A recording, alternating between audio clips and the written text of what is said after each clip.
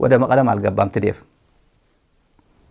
አንተ ቀድመ ከወጣ እባክህን ትግራይና አማራን ታስታርቅልናለህ ቃል ግባልኝ ብሎታል ከእስር ቤት ሲወጣ ቃል ግባልኝ ስትወጣ ትግራይ ህዝብ ተበድሏል ትግራይ ተጎድቷል እና አሁን በቃ አሁን ትልቅ ነገር ኦሬዲ ተወራዋላ የአማራ ልጅ ግባ ጸለምት አስገባ ራያ አስመልስ ምናምን እየተባለ ግባ ተብሏል ኦህዴድ የኛ ጀግራ እያለ ከፈለኩ ድሬዳዋ አስተማራዋለሁ ከፈለኩኝ ጅግጅጋ አስተማራዋለሁ ፋኖ የኢትዮጵያ ኃይል ነው የትም ልመድበው ይችላል እያለ አብይ አህመድ ያኔ ሲያስተማራቸው በነበረበት ጊዜ ነው ያቋል ዘመነ ካሴ ብልጽግና ምን ያደረገ እንደነበረ በቅጡ የተረዳ ሰው ነበር እስር ቤት ሆኖ ምናልባት አንተ ቀድመ ከወጣ ታስታርቀናል ቃል ግባልኝ ብሎታል ሲወጣ የነገረኝ ነው ይሄን እዚህ ላይ እንዘጋዋለን በፍጹም ሚነቀነቅ አይደለም ያውቁታል ደግሞ ያውቁታል ጎንደር ታየ አይሜን መቀለ ፕላኔት ሆቴል ታየ ደብረጽዮን ጋር ታየ አስመራ በዚህ በመቀለ በኩል አስመራ ሄዱ በዚህ በኩል ሱዳን ገቡ የሚሉት የብልጽግና መንደር አካባቢ ያለው ከየት እንደሚመነጭ እናውቀዋለን ይሄ በጥቃቅንና አነስተኛ እንደዚህ አይነት ነገሮች ኤክሰፕሽናል የሆኑ ኤክስትራኦርዲናሪ የሆኑ ሰዎች አሉ ለማንም አይጠቅም ከትግራይ ለአማራ ማይጠቅም መቼም ማይጠቅም አለ ከአማራም ለትግራይ ምንም ማይጠቅም አለ በፍጹም ለአማራ እንኳን ማይጠቅም እንኳን ለትግራይ ሊጠቅም እንኳን ብሪጅ ሊሆን ይቅርና ለራሱ ጭምር አሳፋሪ የሚያዋርድ ማለት ነው ይሄ ረከት አማራ ስለተባለ ለአማራ ይቆማለን እነዛም በለጠ ሞላው ለአማራ ይቆመ ነው ይሄ ሁሉ አክቲቪስት የአብይ አክቲቪስቶች ያሉት ረዳት ፕሮፌሰር ጋደደኝ ምናምን ይያለ የአማራ እናት በድሮን ስትመታ ማን ነው የሚባለው ጌትነት ነው ማን ነው የሚባለው አንድ ሲደሰት የሚለው አማራ ሲደበደብ ሲደሰት የሚለው ማን ጌትነት ብቻ እኔ ያዋለሁ አንዳንድ ላይ ተቆርጦ ፌስቡክ ላይ ይወለ የሚል ሲደሰት ያዋለሁ የአማራ ተደበደበ ሲባል ጁን እንትና ተደበደበ ሽፍታው ተደበደበ ይላል ይሄ እኮ እልም ያለ ህዝብ እየተጨፈጨፈ ያየው እኮ ነው ይሄ አማራ ሊባል ነው አይደለም ከህዝቡ ጋር ቋንቋ መናገር አይደለም ለአማራ ህዝብ ያለ ክብር ለአማራ ህዝብ ካለ ተቆርቋሪነት ነው አማራነት ሊመዘገብ ወይም እንትን ሊደረግ የሚገባው እዛው ሌላ ግን አማኛ ተናጋሪ ነው የምትባል አማራ ልትሆን አትችልም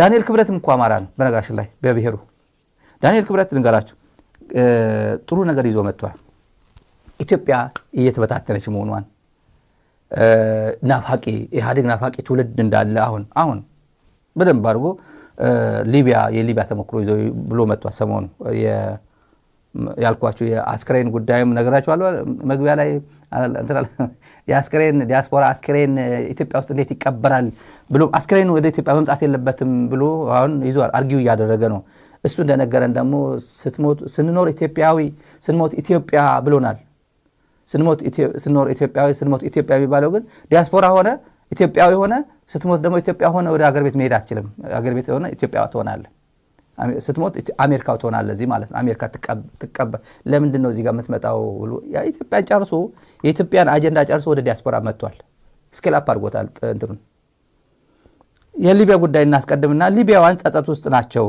ለምን የጋዳፊ ጊዜ እየናፈቃቸው ጋዳፊ በመውደቁ ማለት ነው አሁን አሁን ኮምፔር እናድርገው የፈረሰች ሊቢያ አይቸመጣው በሊቢያ ጊዜ እውነት ነው የፈረሰች ሊቢያ ጋዳፊ ጊዜ ጋዳፊ ዲክታተር ነው ግን ለዜጎቹ ይሆን ነበር እንደዚህ አይነት ሰዎች አሉ የአብይ አህመድ አይነት ዘራፊዎችና ዲክታተሮችም አሉ ለህዝቡ የሚኖር ጋዝ በነፃ ኤሌክትሪክ በነፃ ውሃ በነፃ የሚያቀርብ ወርሃዊ ደግሞ ተቆራጭ የሚያደርግ ጋዳፊ ነበር ወደ ውጭ የሚማሩ የሊቢያ ዜጎች ተቆራጭ የሚደረግላቸው በነፃ አፓርትመንት ሰርቶ የሚያኖራቸው ነበር ጋዳፊ አብይ አህመድስ ህዝቡ የቆጠበው ኮንዶሚኒየም ቅርጥፍ አድርጎም ይበላ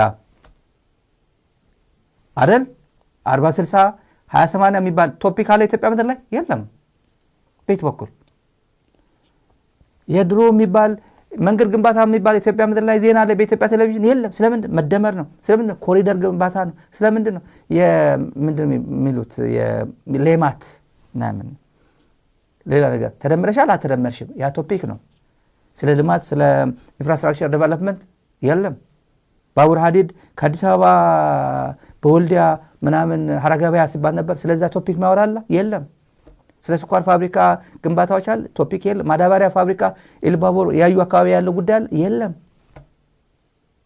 ስለ የአርከባ ጉባኤ ኮርፖሬሽን የነበረበት ይሄ ሁላ ሰመራ፣ ሐዋሳ ጨርቃጨርቅ ፋብሪካ፣ ይሄ ሁላ ኢንዱስትሪያል ፓርኮች ኢሹ ነው? ኢሹ አይደለም። የለም፣ ዝግ ነው። ዩኒቨርሲቲ ግንባታ አለ? የለም። ተማሪዎች ስንት ናቸው በዩኒቨርሲቲ ስንት ይገባሉ?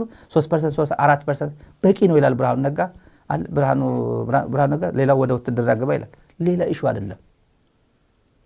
ስለ ፖስት ግራጁዌት ልማር፣ ወደ ውጭ ወጥቼ እንትን ራሴን ላሳድግ፣ አንድ ሌተናል ኮሎኔል እንዴት ብዬ እንትን ላድርግ ምናምን ብሎ በቃ ህይወቴ ላስተካክል የሚል አሁን የት ነው የምሞተው ብሎ ነው። አሁን ለቀይ ባህር ብዬ ነው የምሞተው፣ አሁን ከትግራይ ጋር ነው የምሞተው፣ ከአማራ ፋኖ ጋር ነው የምሞተው፣ ከኦላ ጋር ነው የምሞተው።